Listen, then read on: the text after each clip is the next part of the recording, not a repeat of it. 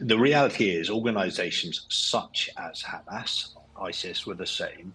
They know um, the kind of West's limitation on war. So hospitals, schools, religious facilities are typically are protected unless they can be demonstrated to be absolutely legitimate military targets, i.e., the enemy, in this case Hamas, have turned them into a military installation.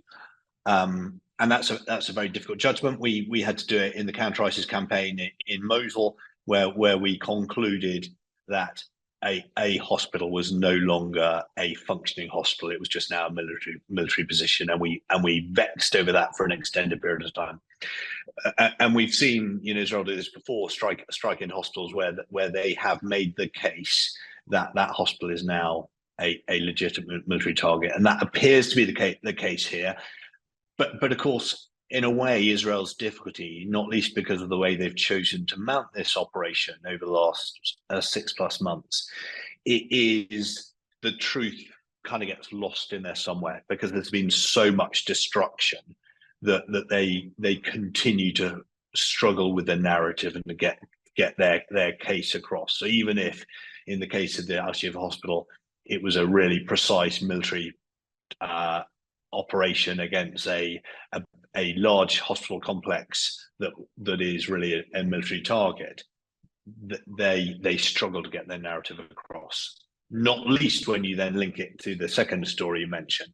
So the death of 7 aid workers in what appears to be just a terrible accident, an error.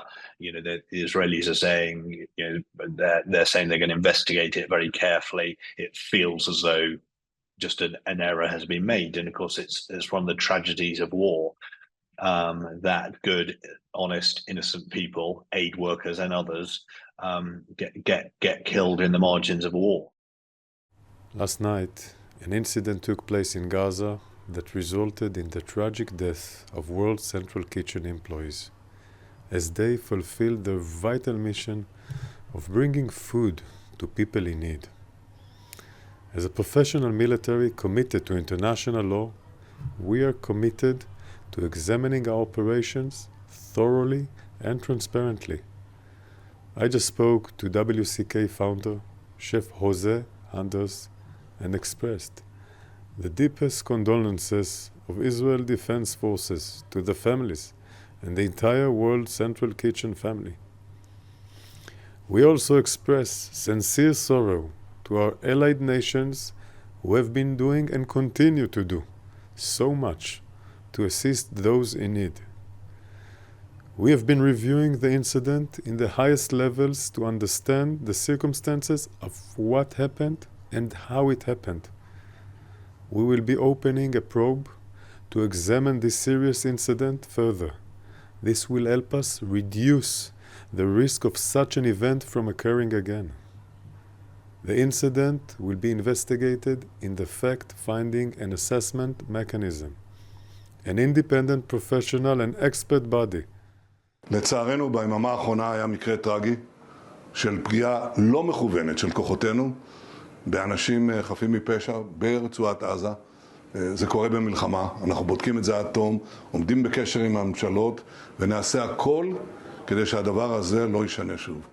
For the last few months, the IDF has been working closely with the World Central Kitchen to assist them in fulfilling their noble mission of helping bring food and humanitarian aid to the people of Gaza. WCK also came to help Israelis after the massacre of October 7th. They were one of the first NGOs here. The work of WCK is critical. They are the front lines of humanity.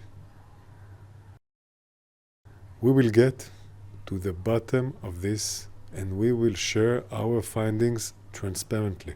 Incredibly sad that has happened. Here's an organization that the Gazan people need desperately, aid agencies like that to help them, and those aid workers are there trying to only do good, and they get caught up in the fighting. In this case, have appear to have paid with their lives. Very, very sad, and just really makes Israel's life so much harder, because every time they're trying to say, we're very careful with how we do things, vignettes like this play against them inevitably.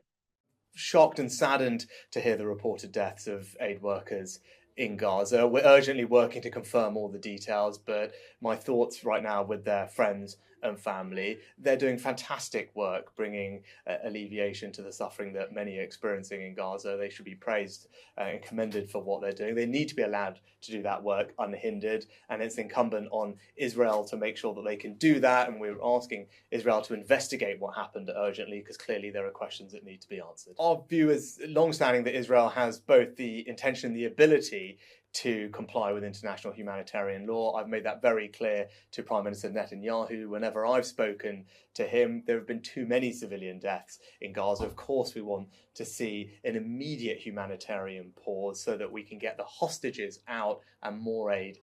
Aid workers and those doing humanitarian work, and indeed all innocent civilians, need to be provided with protection.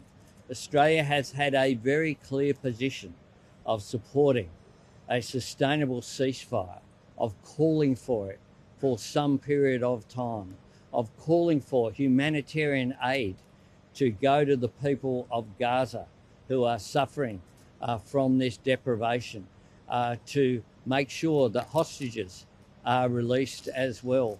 The truth is that this is beyond any reasonable circumstance that someone going about providing aid and humanitarian assistance should lose their life.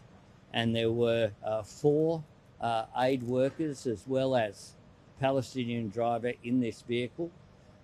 This is a human tragedy that should never have occurred, that is completely unacceptable. I didn't have the honour of knowing her, but the sort of values that are shown by someone going into a very dangerous place in order to assist mankind, their fellow humans, people who she didn't know, she just wanted to help out through this charity. It says everything about the character of this young woman.